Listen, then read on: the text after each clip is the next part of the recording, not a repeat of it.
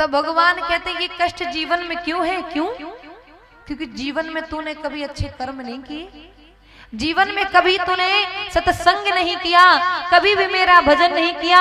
और जीवन में एक बात सदैव याद रखिएगा, जिस व्यक्ति ने परमपिता परमेश्वर का कभी अपने जीवन में नाम नहीं लिया तो उसके जीवन में कुछ क्षण के लिए ही सुखी जीवन रहता है, फिर इसके बाद जीवन में वो होगा जो भगवान चाहेंगे। और जीवन में हम कहते हैं बड़ा ही पाप करते हैं, लोग कहते हैं भैया हम बड़ा, अगला व्यक्ति इतना पाप करता है, इतने बुरे कर्म करता है, लेकिन उसके जीवन में बढ़िया खुश रहता है, सदैव प्रसन्न रहता है।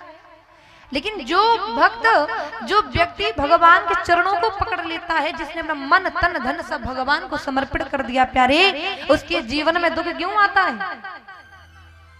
तब कहते हैं भैया ये कर्म इस जन्म के नहीं हैं, पूर्व जन्म में उस प्राणी ने बड़े ही अच्छे कर्म किए हैं, इसलिए उसे इस जन्म में अच्छा ही अच्छा मिल रहा है।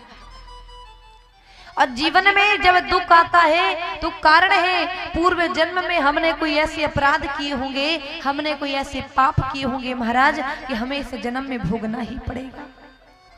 तभी तो कहा गया है इस जन्म को सफल तो बना ही रहे हो, लेकिन अगले जन्म के लिए भी ऐसी करनी कर लीजिए, ऐसे कर्म कर लीजिए कि हमारा जीवन सफल हो जाए। और जिसके जीवन में भगवान के प्रति भक्ति नहीं है, भगवान के प्रति समर्पण नहीं है, भगवान के प्रति प्रेम नहीं है, तो उनका जीवन कैसा होता है? जानवरों के समान। क्योंकि जानवरों को काम क्या होता है? जानवरों का काम होता है खाएगा और सो जाएगा, यही तो काम होता है, बच्चे पैदा करेगा, यही तो काम है।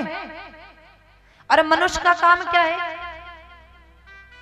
मनुष्य का काम है कि जब तक भगवान का भजन नहीं करेगा, केवल वो अपने कार्यों में व्यस्त है, उसके पास समय नहीं कि 5 मिनट भगवान को दे दे, तो उसका जीवन भी कैसा है? उसका भी जीवन जानवरों के समान है।